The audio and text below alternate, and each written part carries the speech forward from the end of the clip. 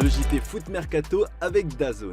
Retrouvez tous les matchs de la Coupe du Monde des clubs gratuitement sur DAZN, le diffuseur officiel de la nouvelle compétition, à ne surtout pas rater. Salut tout le monde et bienvenue dans cette nouvelle édition du JT Foot Mercato. Hormis le Bayern Munich et la Juventus qui ont respectivement balayé leur adversaire, la plupart des grands clubs européens ont déçu pour leur entrée dans la Coupe du Monde des clubs. Manchester City et le Real Madrid n'ont pas fraîchement brillé. A l'inverse, le Paris Saint-Germain a marqué les esprits. Pour son premier match dans le tournoi, le champion d'Europe en titre a étrillé l'Atlético de Madrid 4-0, livrant une véritable démonstration face à des colchoneros totalement dépassés. À ce stade, c'est clairement le PSG qui a fait la plus forte impression. Et tout ça sans Ousmane Dembélé, toujours en phase de rééducation après sa blessure contractée le 5 juin dernier contre l'Espagne. Le joueur s'entraîne encore à part, mais Luis Enrique, présent en conférence de presse, a expliqué que la rémission de son joueur se passait bien, mais qu'il n'était peut-être pas encore temps pour lui de faire son retour. Je ne sais pas, il est en train de s'améliorer très vite, mais on doit rester calme et privilégier les joueurs. On le veut le plus vite possible avec le reste de l'équipe, mais on doit être prudent. Atout offensif numéro 1 des Rouges et Bleus. Depuis août dernier, le Français est désigné comme le favori au Ballon d'Or aux côtés de Lamine Yamal. Déjà questionné plusieurs fois à propos de cette récompense, Luis Enrique, qui prône le collectif, semble être lassé. A mí me da igual el Balón de Oro. Me importa un rábano los premios individuales. Lo siento, ya di mi favorito en su momento, que es Ousmane Dembélé, sin ninguna duda, pero entiendo que haya todo esto alrededor del Balón de Oro, lo entiendo, es normal, es lo que vende, cada uno dice su jugador. Hay muchos jugadores, además de Ousmane, que también podrían tenerlo. Para mí, mi favorito es Ousmane, también lo podría ganar Vitinha, también lo podría ganar Hakimi, Fabián, más jugadores de la plantilla, Marquinhos, Pacho, Nuno, todos los míos. Sous contrat avec le Paris Saint-Germain jusqu'en 2026, Gianluigi Donnarumma ne cesse de clamer son envie de rester au PSG. Cependant, les deux parties traînent pour trouver un accord. Ce jeudi, à la veille d'affronter Botafogo en Coupe du Monde des clubs, le portier italien a indiqué que les négociations avançaient entre son agent et le PSG. Oui, on avance, c'est mon agent qui on parle avec le club. Moi, je suis concentré sur le match, sur le trophée, mais on n'a pas de problème. C'est un club pour moi qui m'a donné tout et pour moi jouer pour le Paris Saint-Germain c'est incroyable et je donne toujours le 100% pour le club et pour le supporter.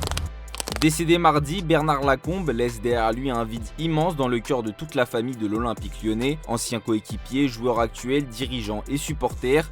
Si de nombreux hommages ont déjà afflué sur les réseaux sociaux et dans les médias, la parole du président de l'OL, John Textor, se faisait encore attendre et elle est finalement arrivée via une publication sur Instagram.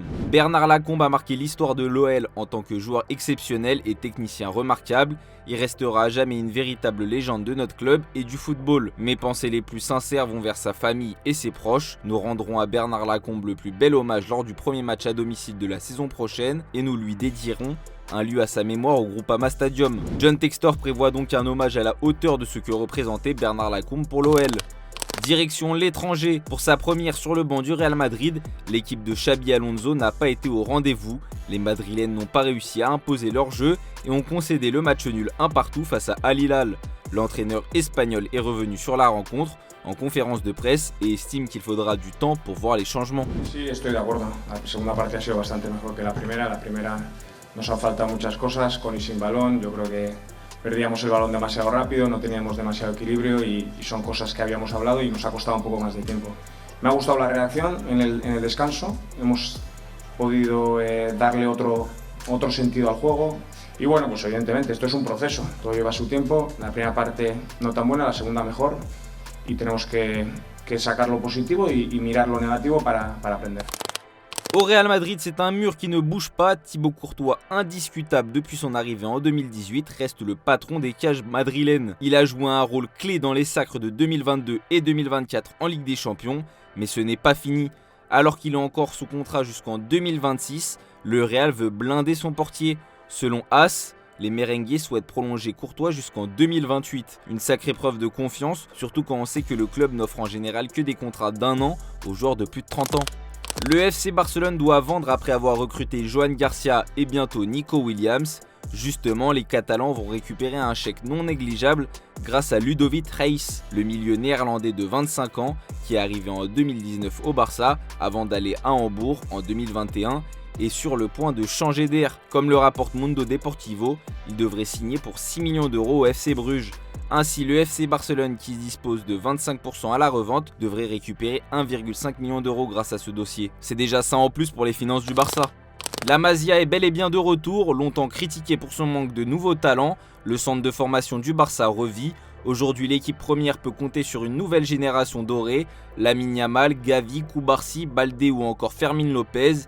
Et derrière, ça pousse fort. La preuve, le Barça U19 a remporté l'UEFA Youth League cette saison, l'équivalent de la Ligue des Champions chez les jeunes. Mais ce renouveau s'accompagne aussi de problèmes, car si la formation catalane produit à nouveau des pépites, elle peine à les conserver. Pourquoi ? Car le club a choisi une politique salariale stricte pour ses jeunes, pas d'énormes contrats, sauf cas exceptionnels comme Yamal. Résultat, des clubs européens et même du golf en profitent. Marc Guillou est parti à Chelsea, Arnaud Pradas, ailier dribbleur et déséquilibrant de 19 ans et un des principaux artisans du titre en Youth League, va ainsi quitter le club comme l'indique Sport. Son coéquipier Hugo Alba, attaquant de 19 ans, va lui signer à Belgrade.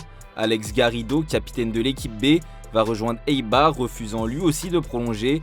Plus tôt cette saison, Unai Hernandez, alors capitaine du Barça B, s'était engagé à Al Ittihad en Arabie Saoudite, alors que Poprim, haute milieu considéré comme très prometteur, devrait rejoindre Al Sadd au Qatar. Un vrai casse-tête pour le Barça, ces joueurs auraient peut-être eu leur chance chez les pros et leur départ précoce prive le club de potentielles belles ventes, mais malgré ça la direction reste droite dans ses bottes, pas question de changer de politique. Ceux qui veulent percer au Barça doivent d'abord prouver puis patienter. Avis aux intéressés, il y a des bonnes affaires à saisir à la Masia.